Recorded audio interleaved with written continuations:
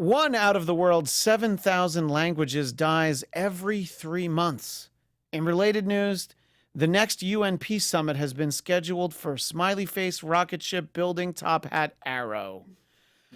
U.S. Ambassador to the United Nations Nikki Haley will be leaving the administration at the end of the year. At this point, former Trump staffers could fill the roster for the next 3 seasons of Dancing with the Stars. Normani, Kelsey Ballerina, Rita Ora, and Lauren Daigle are all presenters at the 2018 American Music Awards tonight. It'll be a real who's who of who? Glad Chelsea liked that one. President Trump praised Melania, saying she did, quote, a tremendous job representing our country in Africa like no one has before, unquote. No one except every other first lady, every relief worker, and everyone involved in the film Ernest Goes to Africa. And finally, Kanye West has deleted his Twitter account, but he'll probably reactivate it once the Emperor Cyborg of the Lizard People says it's okay. The Trump Report starts now. You're tuned in to AfterBuzz TV, the ESPN of TV talk. Now, let the buzz begin. You know, there are a lot of weeks where I would hope that our friend Drexel Hurd was sitting here at the panel with us. But having an excuse to start off with a Taylor Swift song, I think more than any political conversation we could have on the show, you would see him throw down his headphones and storm out of the studio. Because if there's anything, Drexel can't shake it off. Welcome to the Trump Report. You can still hear her. There she is in the background. Yeah. Taylor Swift, just kind of like she's perpetually in the background of our lives all the time. In any case, I'm Christian Bladt, joined as usual by the one and only Chelsea Galicia. Hello there. And Scott Moore. When he's not traveling the world, he's right here at this desk. That's right. And getting some nice compliments for your very comfortable looking attire from our own Stephen Lemieux. And I will second that emotion. A lot of ground to cover. There always is, but Chelsea, are you glad that we're not a wagering sort of a program? Because did you give the elected officials too much credit when you thought that perhaps Brett Kavanaugh wasn't going to become a Supreme Court justice? Because if you'll flash back to last week, myself, Scott, and Brooke, Tamra, we all thought like, well, yeah, I mean, it'll happen. Yep. You're the proverbial cockeyed optimist. Is that who you are? Apparently, you are right. And when you are right, as I heard you tell the great Marissa. Well, I mean, Marissa's always right. I just was commenting on something.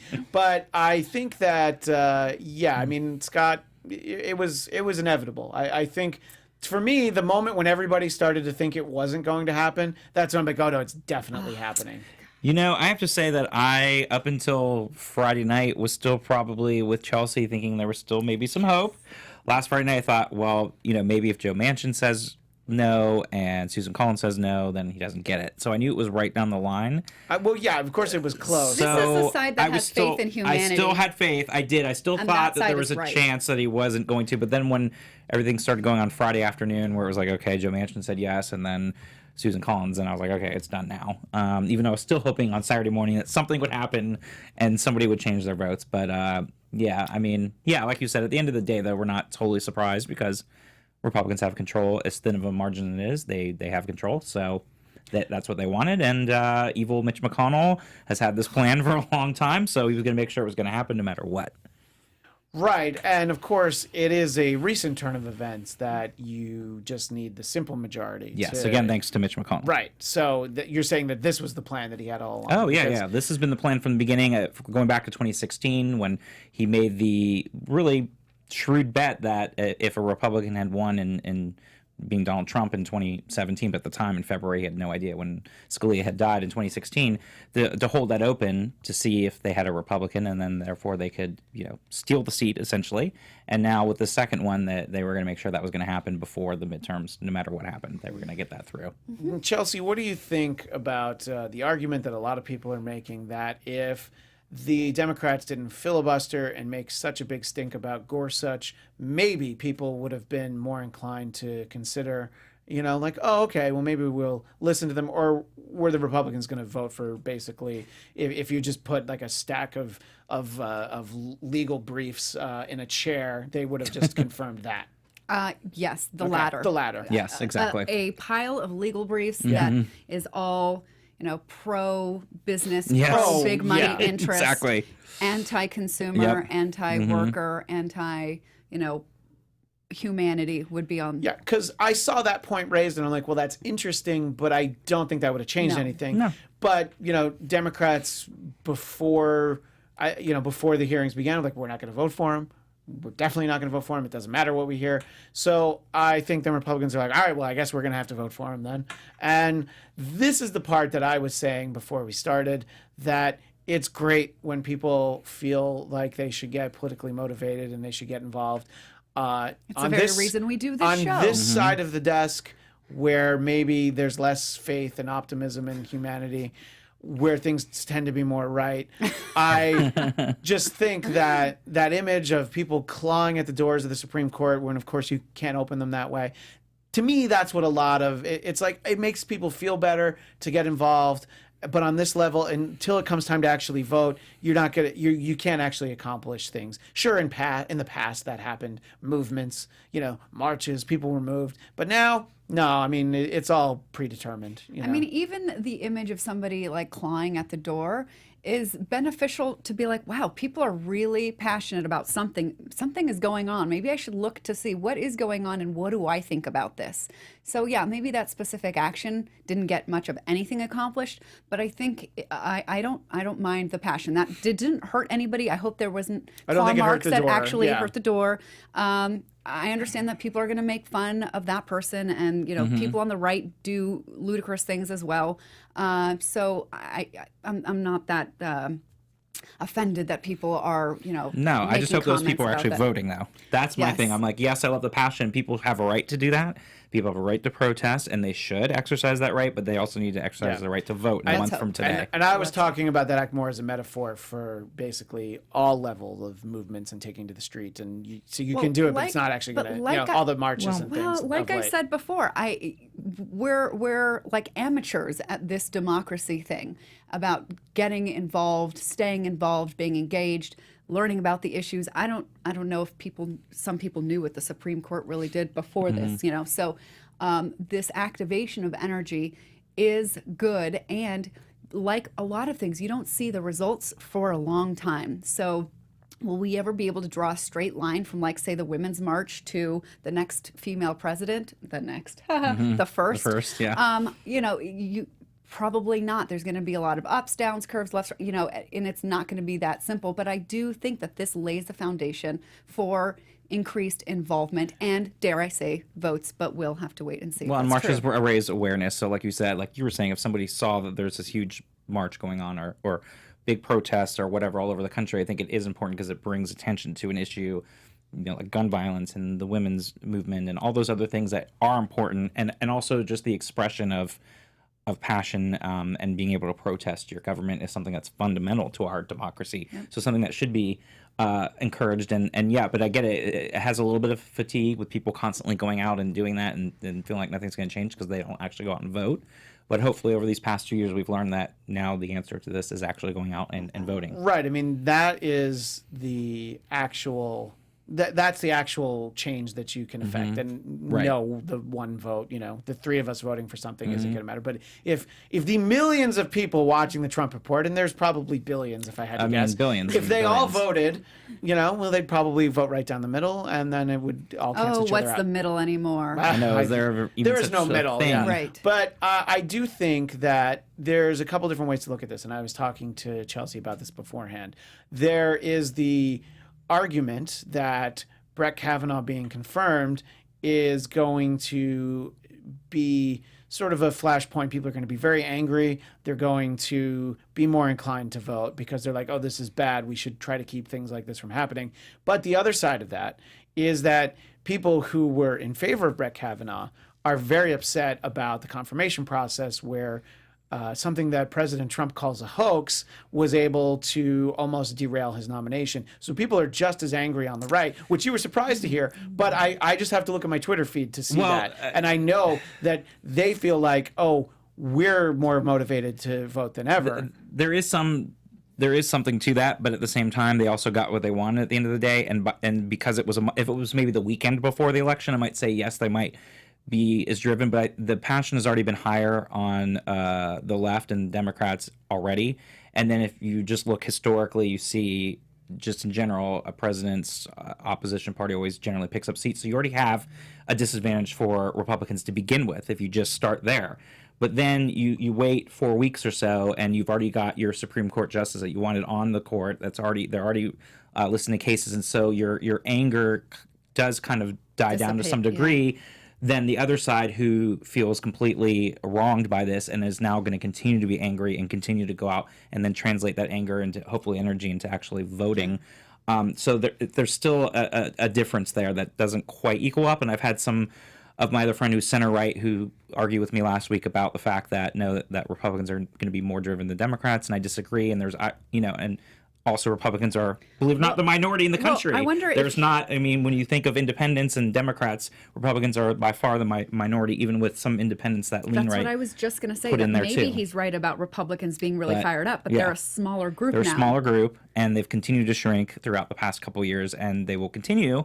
So you're trying to get a small, and that's why I've always said about Trump doubling down on his base, because that's his core group of people that are going to go out and support him. However, it doesn't take much out of what he got from the Electoral College for him to lose. Right, but I think that the key there is, especially this far out from a presidential election, President Trump and all the people who whisper in his ear and dare him into making decisions, have him convinced that right now you have to hold on to that base. You don't want to alienate them. You worry about adding to it when you get closer to it, people actually voting. But there's a lot of literally red meat that has to be thrown out there, and I think that as much as people dislike him, your people who oppose him dislike him. That's the one thing that he knows how to do well. People who were on the fence about Trump, they at least hoped for conservative Supreme Court justices. I know people who voted for him because that was the only thing they thought they would get from him, and they've gotten 2 now. And some of them are looking towards a third. And they're expecting him to get reelected and be able to fill another Supreme Court vacancy before too long, and that's all they want. And it's almost like they're willing to look past everything, all the character flaws. They're just like, yes, it's hypocritical, but I'm just going to ignore it because he's giving me the one thing that a moderate Republican that's what I'm saying.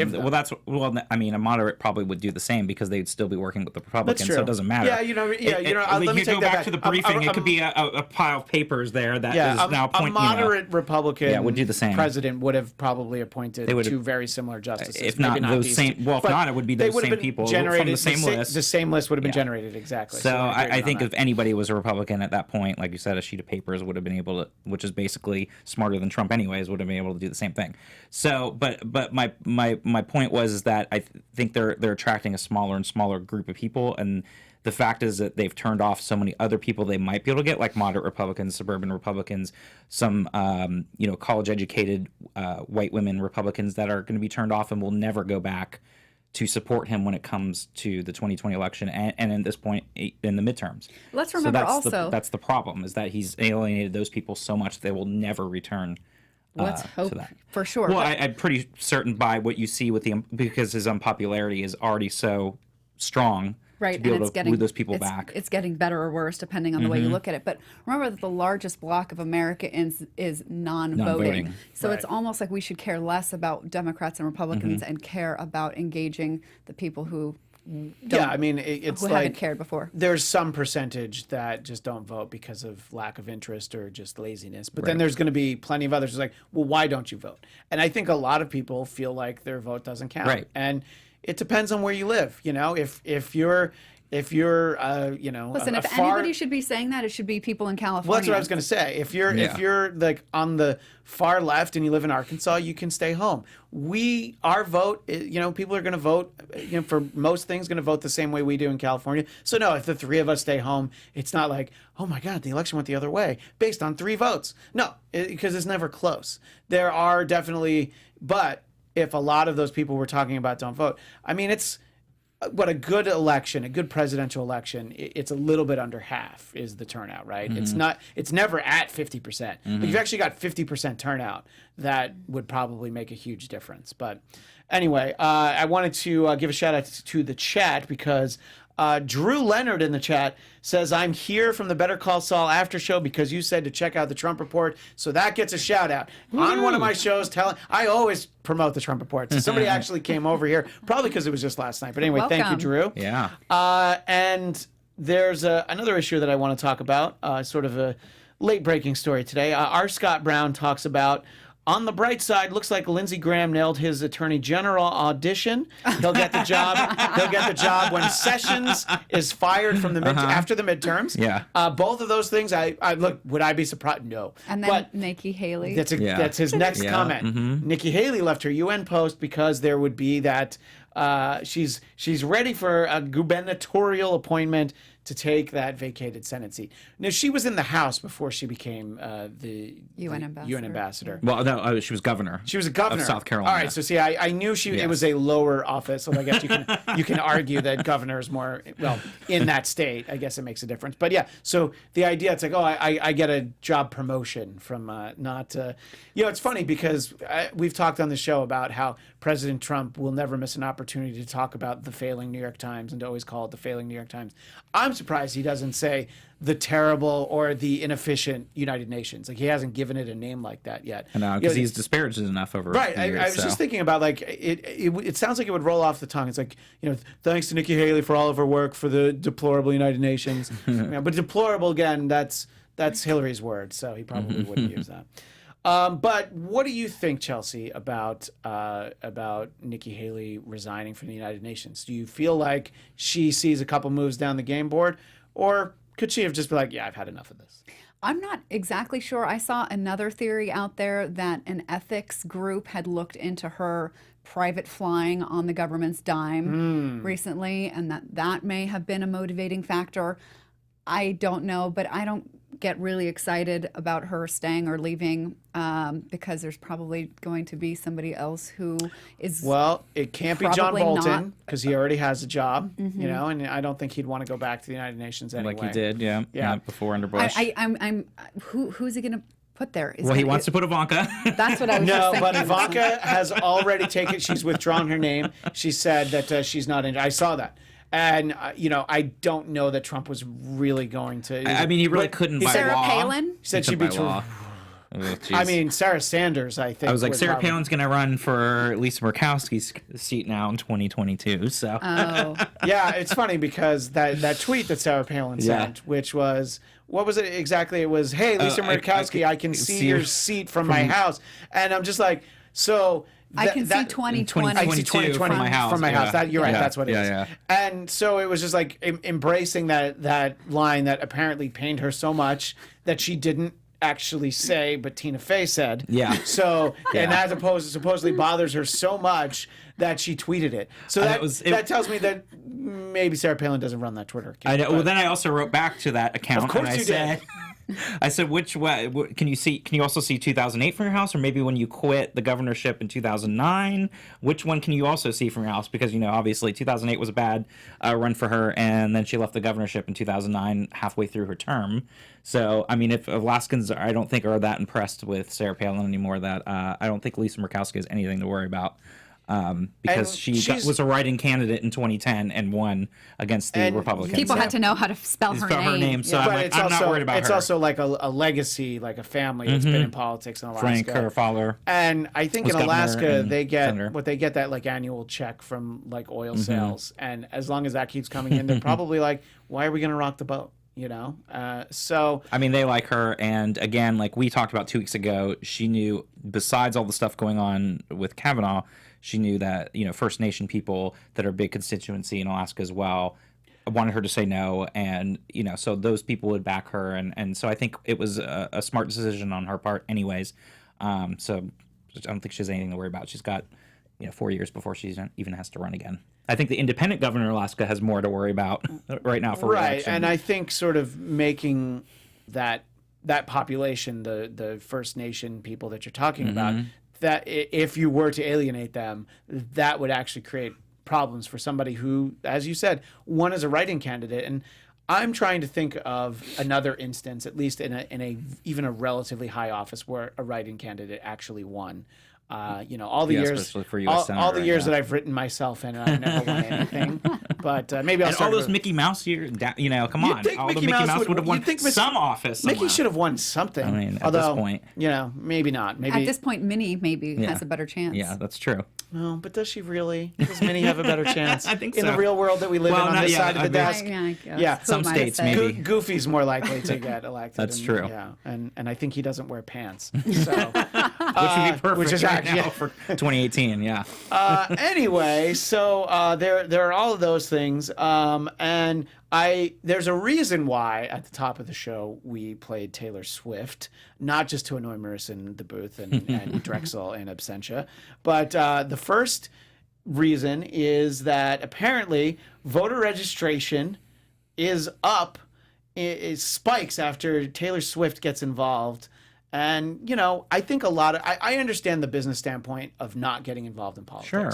And when people say like, I just stay out of that.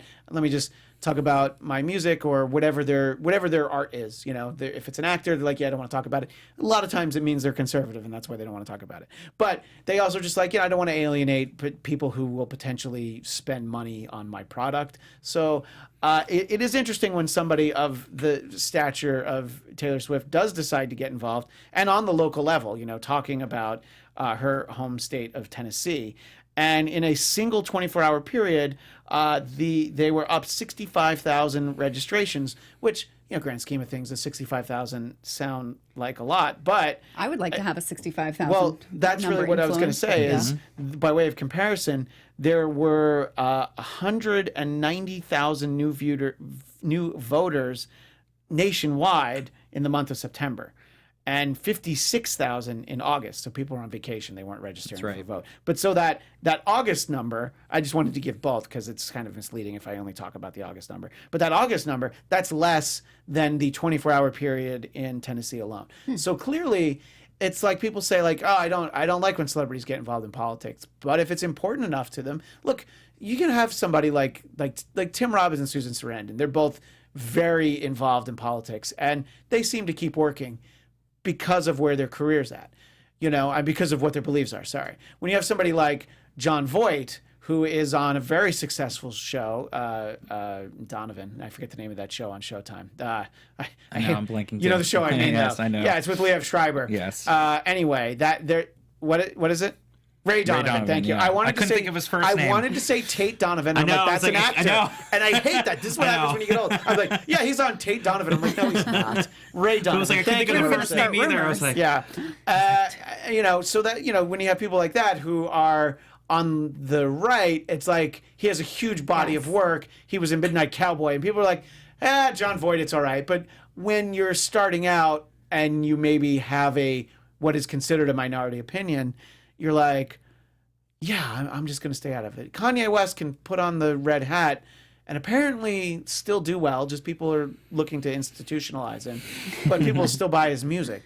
So I don't understand that either. Yeah. But anyways, I just want to say, and hopefully this makes Taylor feel better at all, in case she was at all slighted by the fact that Trump likes her 25% less. That's my next. That I like her 50% more. I mean, whatever you multiply it by, it was already at 0, so it's not going to help for me. My wife saw her in concert, said she had fun, so what do I care? But it's interesting though, because for President Trump to say that he likes Taylor Swift 25% less, that's only a little bit. And I just want to keep in mind, and look, we try to keep things light here on the Trump Report. President Trump is a man who said that a flat-chested woman can never be a supermodel. So he obviously doesn't have very lofty standards when evaluating women because those are the priorities. So he still likes her 75% much as he did. This is someone who very actively is saying she doesn't like him. So clearly, Taylor Swift is his type. And you know why I say she's his type? Because she looks like Ivanka. Yeah. Thank you. No, I mean, come on. That's what it all comes down to. I'm glad that she spoke up, and it was a risk for her because with Tennessee being a home state, it's not like she lives here full time, although she does have. Right, but she's still, and she's speaking to people. And I'm fairly sure Justin Timberlake's from Tennessee too.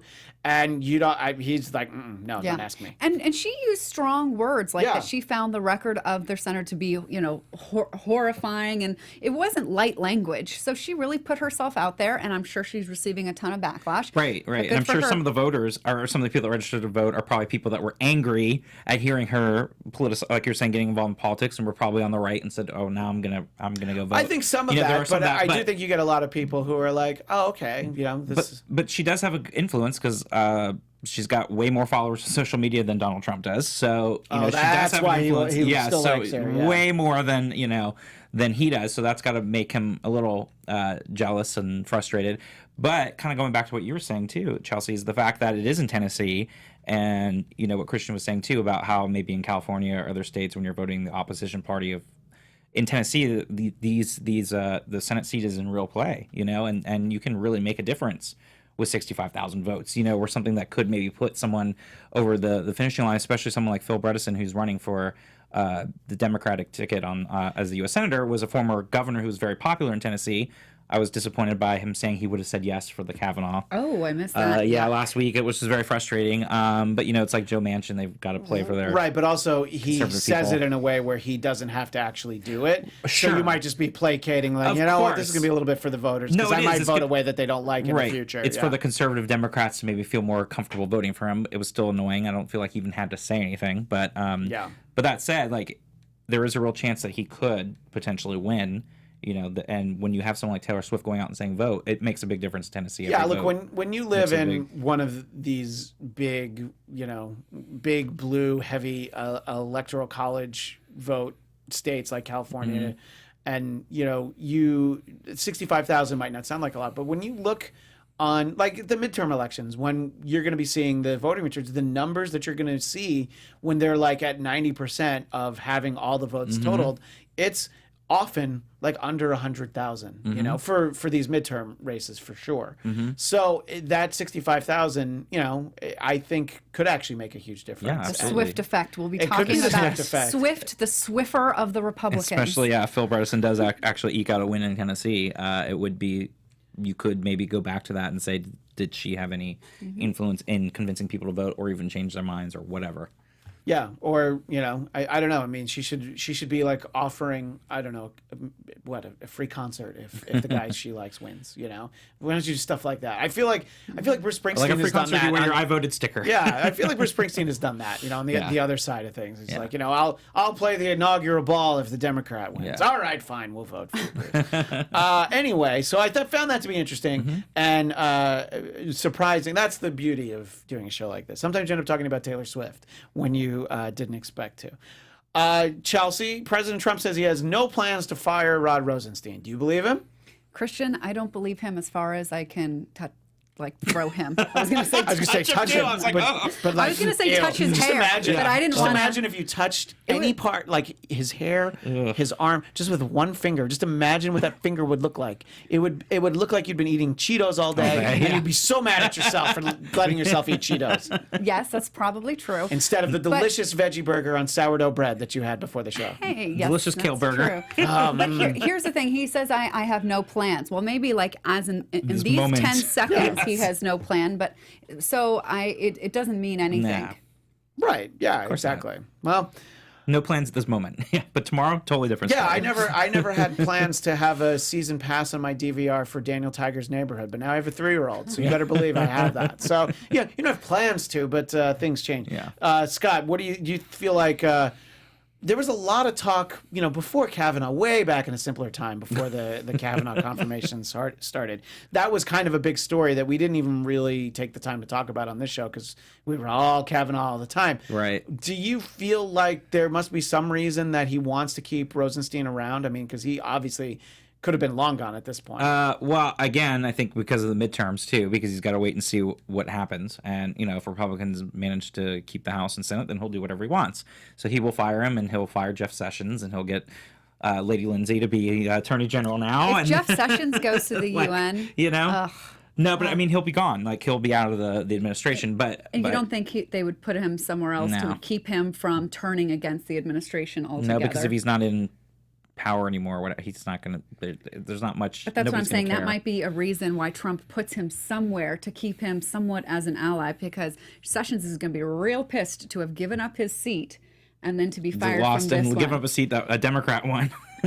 Then no, but I don't think so. Yeah. I think if anything, he's going to be out, or he's going to be somewhere parachuted back to something, because they don't want him to be anywhere nearby. And I don't think it would be a thing for him either. I don't think he'd be happy doing something like that. I can't wait either. for his book.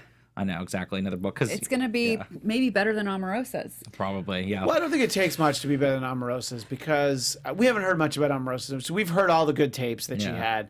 With somebody who was allegedly recording as much as she has, you really felt like she was holding back for something. But, when the book kind of leveled off and there were no new tapes, I'm like, she doesn't have anything good. Maybe she's waiting for a slow week. She's gonna have to keep waiting. She'll have to wait until he's out of office. Yeah, I'm trying to think of the last slow week we had. Or maybe she's waiting for right before the midterms, like the week or so the before. October surprise. There'll be some other bombshell, but that's why he's not doing anything now. He knows he really can't, because he's really gonna potentially affect midterm elections, and Republicans will be very angry if then the Senate ends up going to Democrats, and because the Mueller investigation is full on, and they're working away, and they're chipping away at stuff, and who knows what they're discovering at this point. So yeah, it's been very quiet on that front. So as we always talk about, that Watergate took a long time. There was a lot of work to be done. You feel like they're just putting in long days, burning the what is that phrase? Midnight oil. It is midnight oil, right? Yeah. Yeah. Thank you, Marissa, for anything that I forget. I wanted to say midnight candle, and I'm like, that's what's wrong. Midnight oil, yeah. So I think that it has to keep going on. But there was movement about another kind of social media influencing group out of Israel, Psy group. I don't know.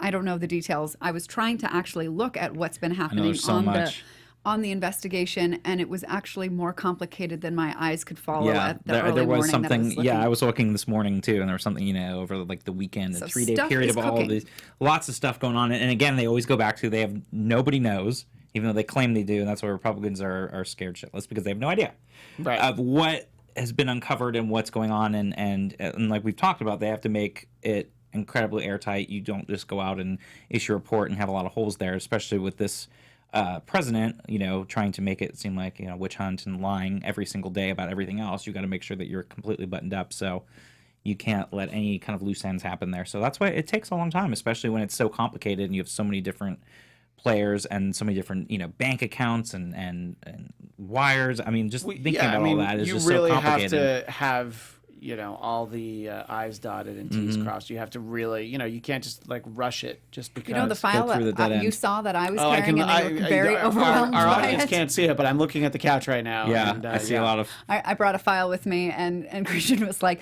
"Wow, I'm glad I'm not smart." That was the least expected comment. I'm glad I wasn't smart enough to consider being a lawyer at any point. Yeah, that kind of scares me now looking at it. But too, that file is teeny tiny compared to the size of the documents that are being put together by that investigation. Compared to documents put out by both sides in Congress that they expect everyone to read before they vote on it. You know, I mean, that is a bipartisan thing. Yes. Vote on it in 5 minutes, and here's your pile. Let's bury you under 5,000 pages and vote in an hour. Yep. Yeah, let's go. So, yes, that's a lot of that. One of the things I wanted to talk about is a lot of this is anecdotal evidence, but I want to specifically focus on one such anecdote. There was a Newsweek story about Donald Trump approval ratings going down in all 50 states. The one that I find interesting, and it sort of ties back into something I said earlier, is the biggest losses in Utah, where about 58% of residents approved of him when he took office, and now 50% disapprove, but just 45% say they support him. So I had sort of made light earlier about how people who are only focused on the Supreme Court are willing to look the other way of things. I don't know a lot about Utah. People who live there and are from there will tell you that it's not run by Mormons, but there are a lot of Mormons there. There are a lot of very religious people there who maybe aren't Mormons but also are Christians. I do feel like that's a state where it starts to wear down on you when, it doesn't matter what you believe, but it's just like he's not really denying Stormy Daniels. He's not really denying a lot of these things, and they're just like, yeah, I don't think I like that, you know. And it's a thing that, surprisingly, you get a lot of people who are saying that it shouldn't matter, you know. Your Pat Robertsons and the types who were talking about how, you know, Bill Clinton was the worst human to walk the earth because, you know, maybe his eyes and sometimes hands wandered to people that weren't his wife. But then you have Trump, who's paying people off for it. And it's, you know, look, everybody's a hypocrite, and, you know, I think Pat Robertson did some time. So, you know, they all did. So that's fine. It was the 80s. Everybody was a preacher on TV, did a little time. But it's just interesting because Utah seems to be one of those places where they're like, you know what, we're actually not okay with this. This isn't the price we want to pay to get somebody on the Supreme Court that maybe reflects our values. Chelsea, do you think, and again, anecdotal evidence, but do you think it could be true that you are starting to get people who, at a certain point, you can't just keep shrugging it off? Or, as Taylor Swift would say, you can't always shake it off. Nicely played. Yes. Thank you. You know, I haven't Bringing it studied back. Utah enough to know, but maybe Scott can tell me. Is Mitt Romney running in Utah? Oh, yeah, for Senate. Currently running for Senate, and yes. all For indications. Orrin Hatch's seat. All indications is he'll win too, right? I mean, Oh, yeah. Okay. It's just because he's like it's like a celebrity running, you know. Well, I mean, So and I- also He's a the most Republican. He's the most famous person from Utah. Again, I might be wrong your about briefs that. could be a Republican there and papers, and have an R next to their name, it would win in Utah. So And really, is Romney? I can't see him running as a Trump Republican. he's not. I mean, he's kind of like everyone else seems to encourage, you know, be more, because Orrin Hatch has been very pro-Trump. He's definitely more than he was, but yeah, I mean, that's the thing, is that he's still kind of looked at as being a little bit more independent of Trump. Yeah, I think perhaps that race and seeing that Mitt Romney could be a moderating influence on the Trump agenda and still be a Republican is what might make people back off from Trump. I don't know, but that's just what occurred to me. But I did want to, if it's okay, really fast to alert everybody to another Newsweek article that I saw last week, which nobody paid attention to because of the fact that it was all Kavanaugh day and night.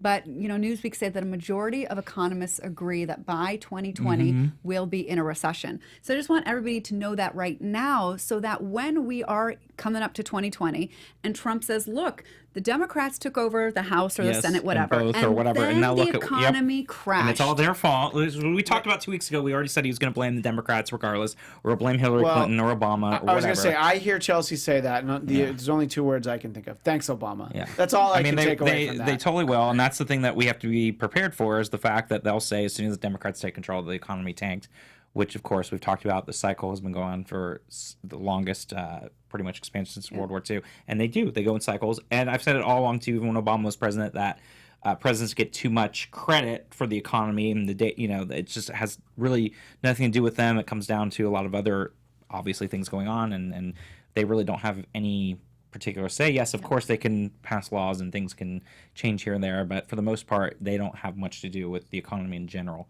I know it's surprising to people, but I think that it has less to do with policy. I think policy can prolong Here and or there, shorten right. a little bit of the cycles, and the tax cuts, I Right. think, produced a sugar high that Yep. may have caused this cycle to last longer, because this is already a really, really long cycle. So just it's going to crash, and it has nothing to do with the Democrats winning the House or Right. the Senate. Did the articles seem to think that we'd be in a recession by, like, I don't know, It's- May or December? It Because said by- obviously it'll make a huge difference. Yeah, it said 10% believe that it's actually going to happen next year, which I kind of maybe agree with.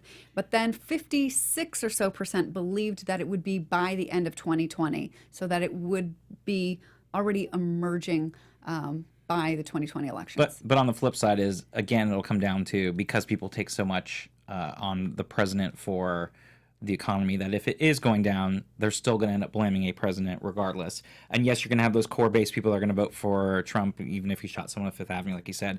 But there'll be those people that are on the edge, and those people that are maybe had been hardcore supporters of his, and they start noticing that they're, losing their jobs, or they're, things are happening to the economy, and they start feeling it. then they are going to start blaming and be like, you know what, he didn't help me like he said, and they're going to be either less likely to vote, or some people that had voted for him last time that are independents will vote for the Democrat. Or they might say, listen, this economy is supposed to be so great, record unemployment, and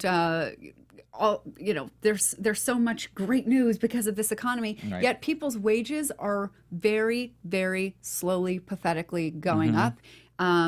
Like not even keeping up with inflation going up. And so at some point, people might think that this is somewhat of a sham, or that it helped the economy, but they might start to realize that the economy is just, for part of the economy and not for everybody. I think that some people hopefully will start to awaken the fact that what's good for the economy doesn't mean that that's what's good for the majority of Americans. Right. It's good for rich and corporations. And like I've said from day one, I don't even know if Trump will be running again in 2020. There is the Mueller report. There are other things that are going to be going on in the next 2 years. I don't even know if he'll be running again. So that's even something to even think about at this point, that it's too soon to say. Or if someone else is going to come and be a third-party candidate. And, so there's a lot of things that could happen. I'm always surprised that, that like Ross Perot the first time was really an aberration, and it just doesn't happen more often, because look, he was like a cartoon character. He was hardly like a charismatic guy. Right. He was just like, it's the same sort of, it builds on the same sentiment to some extent that gets Donald Trump elected, because it's like, this is a different guy. He's not talking like these other guys. And, obviously the Bush senior camp will say that Perot running is what ultimately helped Clinton. Well, right. But I'm just surprised, because that's 26 years ago. And so I'm surprised that we haven't, people who support third-party candidates will tell you like, oh, we came this close to that, but nothing. And I know Perot didn't get any electoral votes, but thousands of people voted for, hundreds of thousands. Well, they millions did. Of people voted for him. No, I know, and they did. And the thing is if you had something like that happen again in 2020, it could be the same kind of scenario. We had an incumbent Republican who then this third party takes from that Republican, and then you have that Democrat be able to win. And it's happened many times in the past. I mean, Bill Clinton did only win with 43% of the vote in 92, and Ross Perot got something like 19% of the popular vote. It was definitely 19%. I remember that. You do end up getting the Electoral College because you pull enough votes away from the Republicans and maybe some of the Republican states that then tipped Democratic, because you had a lot of states that flipped from red to blue from 88 to 92. And that's when California moved to the Democratic column, and Michigan, most of the upper Midwest. And a lot of that happened because you got a lot of people that voted for Perot in some of these states that then tilted the Electoral College over to Bill Clinton. So, and same thing in 2000. I mean, when you think about Ralph Nader and you think about the number of votes that he got in Florida, and the difference of if he wasn't there, and some of those votes would have gone to Gore because it was 537, that therefore you would have had President Gore. And then enough people who accidentally voted for Pat Buchanan in Palm Beach County. I was going to say, in counties where people, because there's counties in Florida where people would have been voting for Pat Buchanan, but not in Palm Beach County. No, exactly. No. So, you have all those things. But so my point on that is that if the economy is bad, it's very easy to be like, oh, sure, it's Trump's fault. But also, it's the fault of these idiots from before Trump. So that's why I'm here. This is mystery candidate X. Well, I'm saying I can't even imagine anybody. Yeah. And by the way, Ralph Nader, one of the least charismatic and interesting people I've ever seen. And the knock on Al Gore was that he was a little dull. And I'm like, really? Compared to Ralph Nader. Alf Nader would be a great show. Yeah, actually, if Alf wants to run, I'm voting for Alf. I'm okay that he eats cats. I hear he's got it under control. Anyway, I don't know. Chelsea, do you see at some point, maybe not the next cycle, but do you see a third party, and we're talking in presidential election, making a real impact? Do you feel like we're getting closer to that, or is it we're just so divided that people are going to at least go with the person who's where they're leaning towards, even if they're not a diehard Democrat or a diehard Republican? I have been thinking about this, but more in the sense of what is going to happen to the divide within the Democratic Party, whether we'll ultimately come back together or whether one will pop off and be independent, whereas like a Bernie, somebody like him who last time decided to run as a Democrat might actually run as an independent. I think people are too afraid to do that. I think the electorate, the Americans want to know. Like, I think it's easier when there's two. I think they'll be pissed if a third one threatens either side. Yeah. I don't think that they're going to take very seriously a third one. although it wouldn't be a bad idea, because right now it's kind of just this big back and forth seesaw reaction. And, what I fear is that the Democrats may take a House, either the House or Senate. And, obviously not much is going to happen then for the rest of this term, because they're just going to sit and wait till Trump's time runs out. But if the Democrats get it back and then they remain the same party that they were under Obama, that looked an awful lot like Republicans, just like Republican light, then at that point, a third party candidate might be viable. Right, and right also now, I don't realistically, the system is stacked against. It took a lot. I mean, because I remember it took a lot to get Ross Perot into those debates with Clinton and Bush Sr., but he was there. Well, because you have to get a certain percentage, Yeah. And once you get that in the polls, and then you can, be 10%, I think. Did your friend work for Gary Johnson that we had on, or who did she work for? Somebody Evan else? McMullen. Evan McMullen. Which the one that you thought about might have won Utah, going back to Utah. Right. I thought that there was a chance for him. But I to remember pick she off worked that for state. someone that there was a certain percentage that in that state. It ultimately I think didn't happen, but it was Utah. Yeah, it was Utah. So it all ties back into that. Right. So that's the sort of thing that you can get it, but it's so hard to even get whatever that requirement is. I think it's hard. It's hard now. I mean, you have to go back to basically 1968 when you had what the Alabama governor now. I keep forgetting his name. The segregation governor, not George Wallace. Wallace, yes. Yeah. So where Your memory is making a recovery. Well, and now my memory's going. I was so glad I didn't have to Google it because I was like, wait a minute, Sweet Home Alabama. Yeah. That's what my Birmingham, we love the governor. Wallace! Yeah, so that was the last time where you actually saw, some states in the South that went for a third-party candidate. But it, like we were saying, it's very difficult because the two parties are so entrenched, and candidates like having the support of the parties too, because they help get out the votes, and they're helping with during the primaries, and you get money, and so there's so much from it that where you're a third party candidate and you're really just floating in the wind on your own, and so you having that support is very hard, and then like we were saying too, a lot of people feel afraid to actually vote for a third party candidate at the national level. You get a lot of third-party candidates here and there, House and Senate. You do have had that in the past. Angus King is one that comes to mind, and technically Bernie Sanders. Well, and you get people run as independents in their states, and they can win, for federal positions. And you definitely get a lot of independents that are governors, going back to Alaska with Bill Walker, again, back to Angus King and Maine. And so it does happen a lot where you do get that as an independent. But as far as presidential level, I think it's very difficult because you don't have the ground support to be able to actually be a viable campaign. I wish we could have multiple, like a lot of other countries, but I mean, it's interesting when you watch some of those like a parliamentary system where you sort of have to build support amongst other parties, that you have these coalitions where you really don't agree on a lot of things, but you're like, well, yeah, but we really disagree with them, and then they do question time with the prime minister, and they all yell. Now, I'm surprised we don't have that, by the way. But I guess that's like fights, physical fights. Like in I forget, like Thailand or something. You've seen like physical fights on the floor. Some of the people in the chat are commenting on the financial concerns. Lady Goth makes the point very succinctly. My salary still sucks.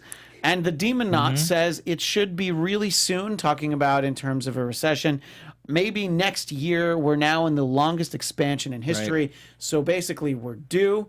I think that's if the economy stays reasonably well and there isn't a recession, I think that helps President Trump, or as Scott's predicting, possibly, President Pence or President Ryan or however far down the list of succession it goes. Unless people realize, hey, this economy is supposed to be doing great. Why does my income still suck? Right. And I mean, you will talk to some people who do feel like they're doing better, but Lady Goth disagrees, I haven't heard like a score of people besides the new Amazon employees who are, soon going to be getting $15 an hour. Yeah, but they're going to be replaced by drones in 5 years. So, they should robots. enjoy it while it lasts. Yeah. But is anybody really thrilled with their salary? Their wage has gone up, commiserate at all to this economic Yeah, I growth that feel we've like I had. get too much money. I'd like to start giving some back. I don't mean donating. I mean, I'll give it back to the company. I don't need it. It's all right. The company could really use it. I'm tired of making so much money. They could use more. I mean, By the way, so it much. reminds me, President Trump told us we're going to be tired of winning so much. I'm not tired of winning so much. I don't know how much winning I've been doing, but I'm not tired of making money either. But anyway, we always appreciate people in the chat who give us the anecdotal evidence like that. I know we only have a couple minutes, but I know there's always something that we often talk about, how we should talk about it, and we never talk about it. But there was a story that the planet, that's this one that we live on, has only until 2030 to stem catastrophic climate change, experts warn. So if you're a pessimist, you're like, well, that's only 10 years. I don't think we can do enough. So, screw it. Let's just move to Mars. But Chelsea, when you hear that we've got 10 years to work with. I'm like, listen, I'm driving a Tesla. I'm doing what I can. Other than that, everybody else is going to have to step up their game. I am running out of faith in humanity. It's been shown that my faith in humanity is really misplaced. And so I might just join those people who are like, whatever, I give up. And I think that's, one of the reasons I'm not going to have kids, because, I'm just they're going to choke to death on bad air. Oh, I was like, what are they choking on? Are they choking on kale burgers? Because that might save us. Because see, if actual burgers did not exist, there would be much less methane released. There would be less cows. Less cows. Yes. Less of. This is the flatulence theory. Yes. Right? No, but it's true. There are actually more from livestock than there is from transportation. Yes. So if you really did cut back on your meat eating, which I'm quasi-vegan. Quasi-vegan, and but then I'd have nobody Tesla. to blame it on when I drive to San Francisco and there's that one part on the 5 where it's just cows everywhere and you smell it for like 10 miles away. Yeah. I'd be like, cows. It was the cows. Yeah. Scott, because I don't want to run out of time. So you hear about that, and climate change. Look, it's not particularly sexy right now. It's not something people are talking about because there's so much else to talk about. Well, it's easier to talk about jobs and things that, of course, are more important. But that's why I wanted to save 5 minutes. It ended up being 3 minutes, but still, I still wanted to talk about it. I was going to say, because it also doesn't affect people immediately, because it's such a slow thing in the scheme of things that people don't realize, like when the water levels are rising in Florida and you're getting, and it's sunny days and you're having overflow, tide flooding in South Florida, and you're having these fire seasons all year round in California. And people don't realize that slowly but surely these things have been happening over the past 30 years. And so it's been such a slow creep that people don't take it too seriously. Boiling frogs in a pot. Right. The temperature has literally been Yes, turned up it's been turned up so slow that you don't they know. cooked and they didn't jump out. Right, because they didn't realize, because it's been so slow. And so that's part of the problem. Am I supposed to jump out of the pot or should I stay in the pot? I'm confused. See, if you stay in the pot, you'll get cooked to death. Yes, but if I feel like I'd be delicious. Because because it's such a slow burn, basically, that you don't realize it. And because of that, it's not a sexy topic because it's not immediate and it's not like, oh my gosh, this is happening and the temperatures are rising 100 degrees every day and you're feeling that huge difference every day. And because everything it's so slow that people are more concerned about other things. And then those deniers are thinking, well, it doesn't matter anyways. And like we said all along, if you think you could help make a difference, why wouldn't you want to? Right. The only way that this will be, don't believe it'll turn out well is if there is a really great technology that is going to bring in tons of jobs or something that doesn't at the same time kill fossil fuels. So basically, if the fossil fuel companies decide to shift to a new technology, because they'll make so much more money, maybe we'll all be saved. Or you just have a big volcano and then it covers the sun. Right. And then we die anyways. But then I've heard that this is a new theory that if we just spread salt everywhere, that's going to deflect the sunlight from hitting the Earth's surface and cool us down by a few degrees. So we're supposed to put salt on everything? I thought salt was bad for us. This is really confusing. Well, it's like covering the streets with white paint instead of having the black asphalt will help with the heat island effect in cities. And, there's lots of things in covering Scott Moore, white roofs. That is the most racist thing I've ever heard you say. So you're saying that we have to whitewash all of... What's every single to street. and the top of roofs as well. Then it reflects. No, but this is like not a made-up thing. Like I really have heard of this. Heard some of it's like painting the streets white. The salt I legitimately hadn't heard, but I could see it's an extension of the painting. It's the idea that when volcanoes erupt, they cool the earth by releasing ash that deflects sunlight, and so we could mimic that with salt. All right, so Chelsea's in favor of more volcanoes. The final point that I will make is people who are, whether you want to call them deniers or non-believers, or they consider themselves realists, but whatever you want to call them, they will always point to the fact that you do have people like Al Gore on record as saying like the debate is over, and then they just want to say like, well, yeah, but why don't you talk about it with people who don't believe in it, because that at least gets it back out there. And I agree with that thought. Wait, what? We should be talking about it with deniers? Because deniers will point to, like, here are scientists that say this. So these scientists who are deniers, if you're so sure of it, refute their claims publicly and actually sit down and talk with them. But they're always like, oh, I won't talk to them. But for the people who don't believe, the only way to possibly get them to believe is to show them, well, here's why your denier scientist is wrong. Let me show you. And I just want to say, like, what if you can't prove it? Well, then you shouldn't be denied. Then the deniers have a point. But same thing. No, but the same thing. Just because Trump says something and you don't spend the time demonstrating evidence as to why it's wrong, doesn't make it his comments true. However, if you did take the time, depending on what it is, you could probably win some people over. But anyway, I doubt it. We do have to leave it there because we have no more time for climate change. So let's just order your Teslas and go. We'll just do your part. Yeah, have one day a week of not eating meat. You know what I'm going to do instead, Chelsea? I'm going to walk. Okay, ooh, how about that? Even better. I'm gonna walk right out to my car. But in any case, the final thought was a joke that I put on Twitter. I found it to be instant karma that yesterday was Indigenous Peoples Day, and on Indigenous Peoples Day, the Atlanta Braves and Cleveland Indians were both eliminated from the playoffs, and the Washington Redskins got the hell beat out of them by the New Orleans Saints. So happy Indigenous Peoples Day, everyone. In any case, we will be, well, actually, I won't be back next Tuesday, but Scott and Chelsea will be on this side of the desk holding down the fort, and presumably Tamra will be back, and I think Brooke might even be with us. So the show will be back next Tuesday, same time. Show must go on. 7 Eastern, 4 Pacific. Until then, you can follow me on Twitter and Instagram at ChristianDMZ. Chelsea, where do people find you? At Chelsea Galicia. And Scott. At SMan80. See everybody next week. Thank you. Bye. Bye.